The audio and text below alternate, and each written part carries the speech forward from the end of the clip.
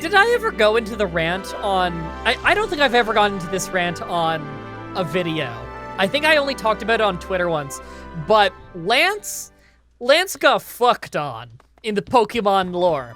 So I was trying to brainstorm, like, what are the rules of the Pokemon League on Twitter? Because, you know, I know a lot of you guys watch the different seasons of the show that I haven't seen, and that probably gives more detail. So I was trying to brainstorm with you guys, like, maybe 4 months back on Twitter, on the rules of becoming the Pokemon champion. And the rules of the Pokemon champion seem to be you beat the Pokemon champion to become the Pokemon champion. So then I asked, wait a minute, in Gen 1, when you beat Lance, who's the 4th member of the Elite Four, he said that he would call you Pokemon champion, but someone just beat him to become Pokemon champion, and that is your rival. Okay, so I posed the question, okay, who was the Pokemon champion before your rival? And no one was able to come up with any record of who was the Pokemon champion immediately before the rival.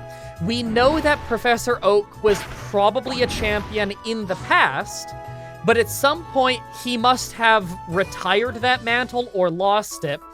But we don't know the lineage, even though it's recorded in the Hall of Fame, so you'd think we would be able to check that shit.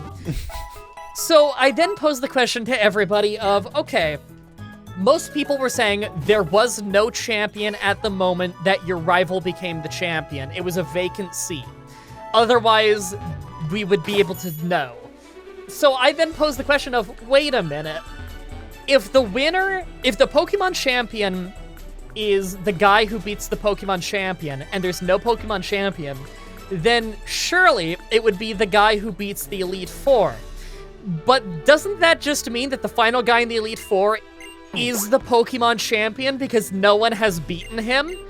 Why was Lance not the Pokemon champion in Gen 1 before Blue beat him?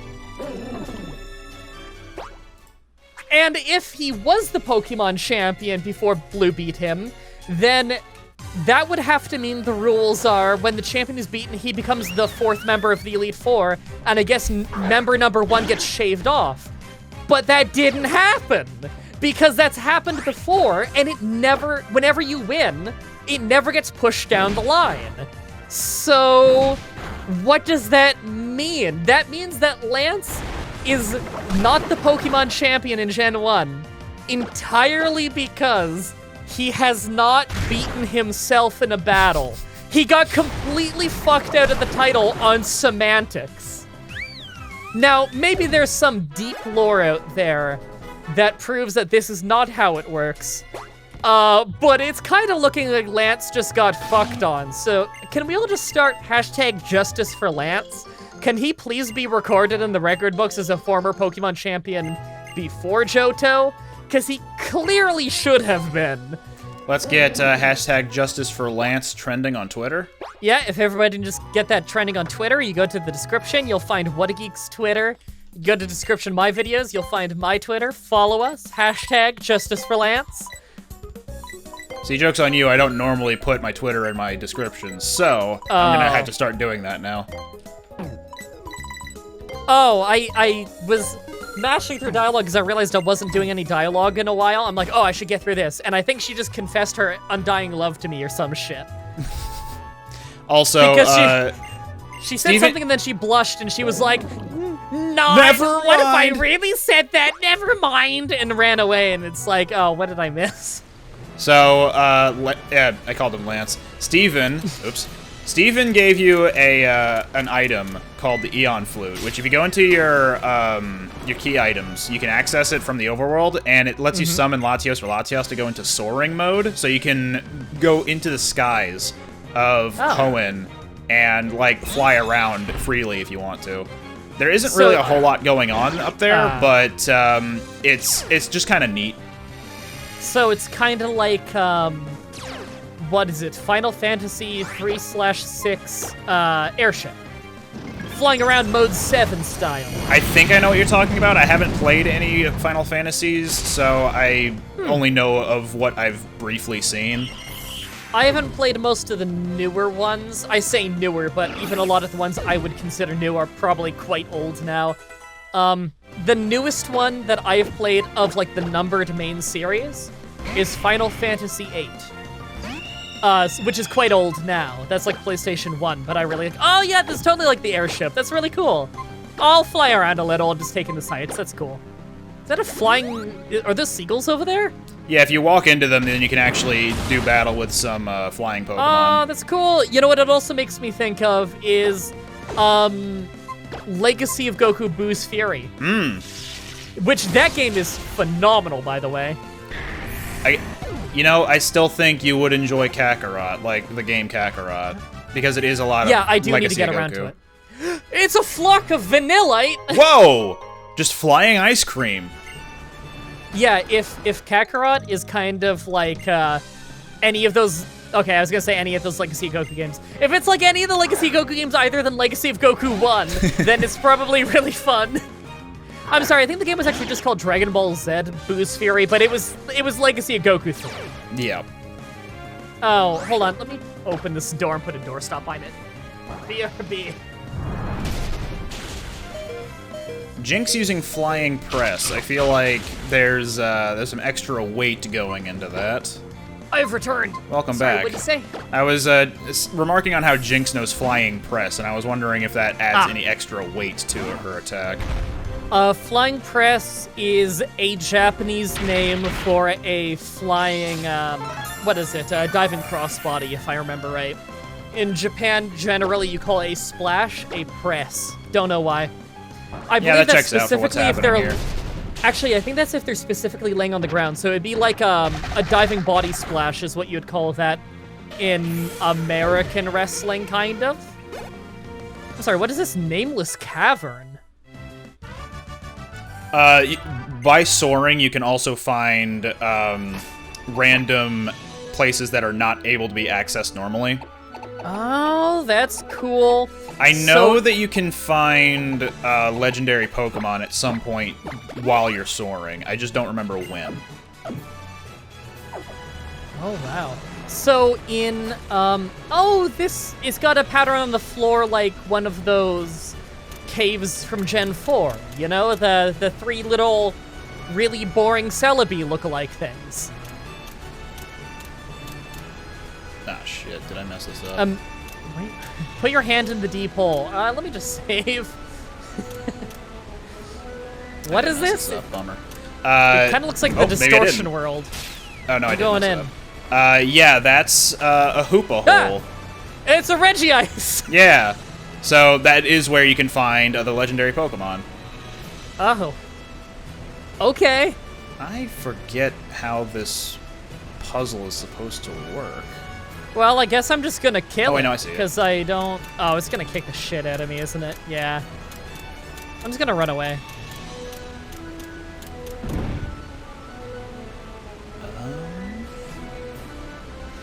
Right, so when you're flying around, in Final Fantasy 6/3, I call it that because, you know, growing up on the SNES, it would be called 3 in the American release. But nowadays, in all of the remakes and, like, re-releases and everything, is called 6, because that's what it was in Japan. It's really confusing. But in that game, when you're flying around in the second half of the game, once you have the airship, there's the weapons, which is one of the few things that's in, like, every Final Fantasy game. It's, like, super strong, special side bosses that you don't need to fight, but there's cool rewards. You know, it's kind of like that game's version of Legendaries, you know? Mm-hmm. And I always thought those were really cool. There's one that's just flying around in the air all the time, and if you run into it with your airship, you can fight it. And those battles are always really creative and interesting, and usually creepy as fuck. They give you that, like, eerie, like, you're hunting something mysterious and dangerous feel, you know? Mm-hmm. Which I've always been a fan of that in games. That's one of those things that captures that magic for me, you know? I recommend you try those games sometime. I can at least recommend some of the old ones, because I've played them enough to know that they're really good. The new ones, I don't know if I could really recommend, just because I haven't had my hands on them. But Final Fantasy 3/6 is a really good one. So is 2/4. That's really good. 5, which is literally just called 5. That one's also really good. Mm-hmm. And the great thing about Final Fantasy is you can play them in any order because the plots don't carry over between them. Yeah, they're not tied. Yeah, they're worlds in the same lore, if that makes sense. You know, there's monsters that carry over, there's species that carry over. Magic can work differently in different games, but it's still generally similar. You know? It's good. I like it. You can start at any point, which I think is always cool in games. Would you recommend 7 at all? Like 7? over anything else? Oh, right, it's this puzzle. 7, a lot of people say, like, best game of all time. Maybe this will be a hot take. I've always liked 7. I've always thought 7 was quite good. That is a hot take. I agree in general that it's a really good game. However, I don't think it's as good as people say it is. The main thing is people get really, really invested in the plot of that one. And I agree that if you deep dive on the wiki enough to find the whole plot, it's really good. However, the way I like to describe that game is the plot of Final Fantasy VII is like Shakespeare being told to you by a blithering idiot. You pretty much can't follow it and get the same thing out of it as everybody else. What I mean by that is, every time I ask somebody, like when I hear people go on and on about how they love Final Fantasy VII, I ask them like, okay, pretend I don't know Final Fantasy VII, give me an overview of the plot. And every single time I have ever done that in my entire life, without fail, they have given me a drastically different response. And so, one, that happened, there's a good reason that happens and a bad reason, and it's happening for both reasons. The good reason is that there is so much to the plot, and there are so many different things you can take away from it, and so many different ways to interpret it, that there is genuine depth to it as art. And that's really fucking cool. The bad way is that if you don't hunt down every last little thing and interpret what they're saying the correct way and read every little thing on the wiki, you simply will not get a complete picture of how good the story actually is.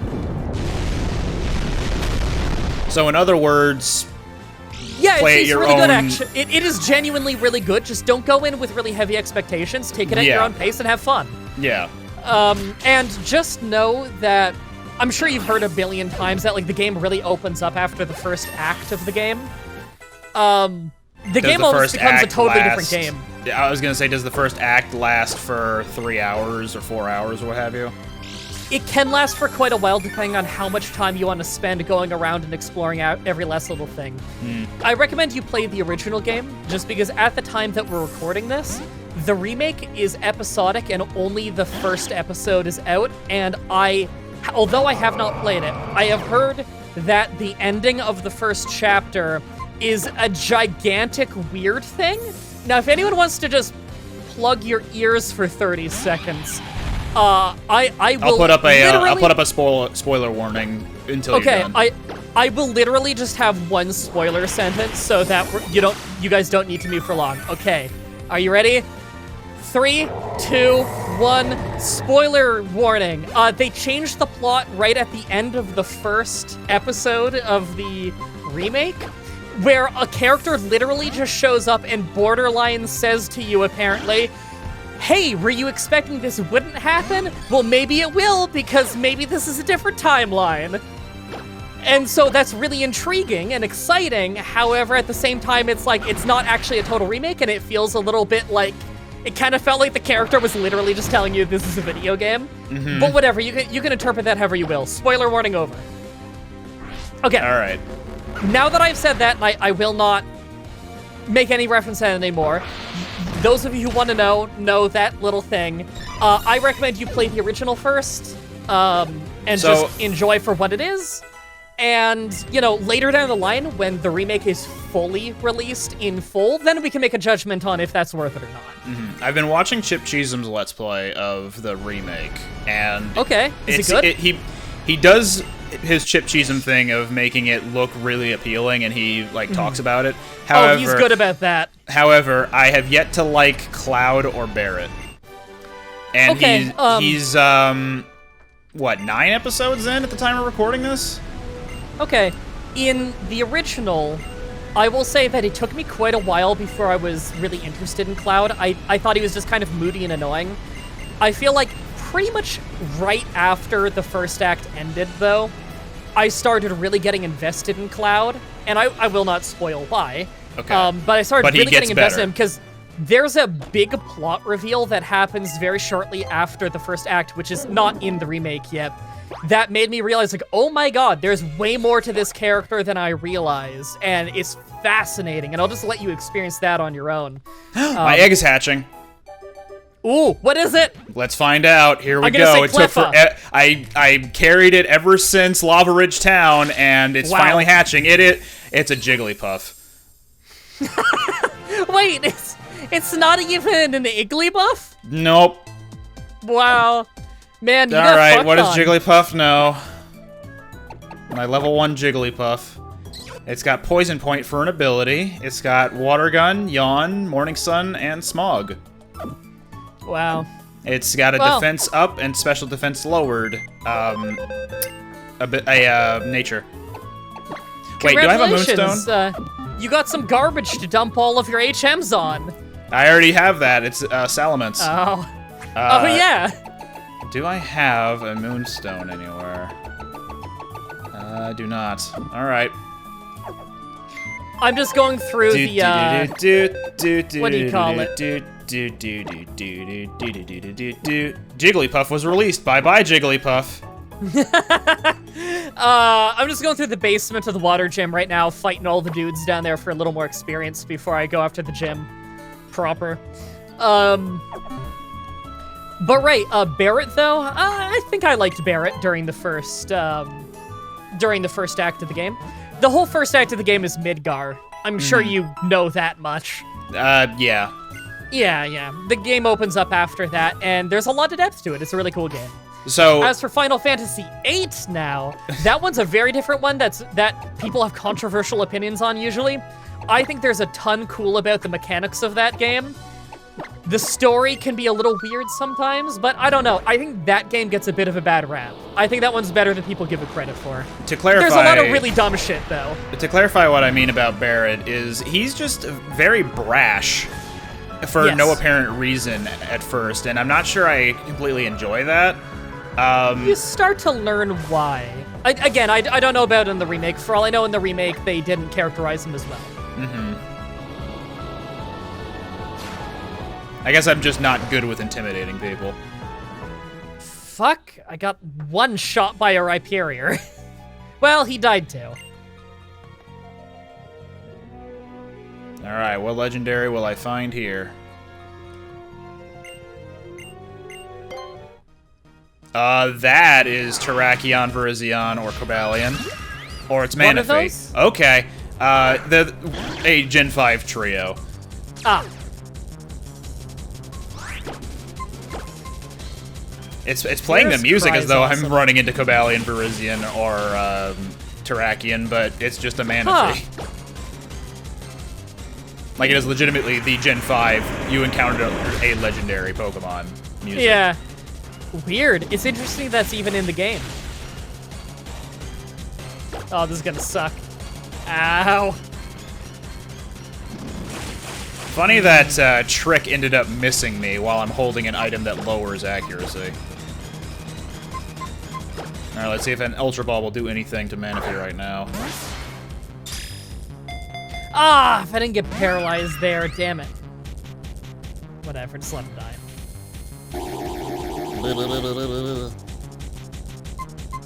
Alright, a Cantor, put him to sleep. Which is not something a Cantor should be able to do. He can lower defense, but not put you to sleep.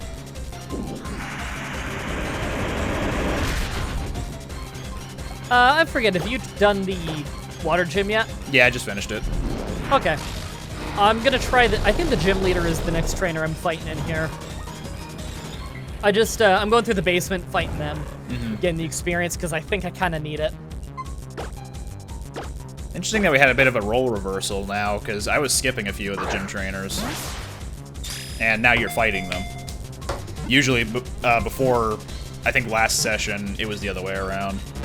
I got 3 shakes on Manaphy before he broke out. Damn.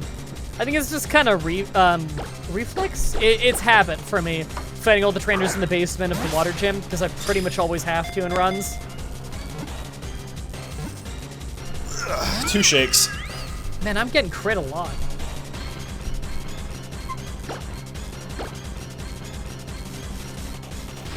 Oh no, Manaphy used Slash. He slapped me with his rounded hands. I need to go heal. You need to become the villain of this storyline. Yes. Oh, I didn't even know there was another trainer down here.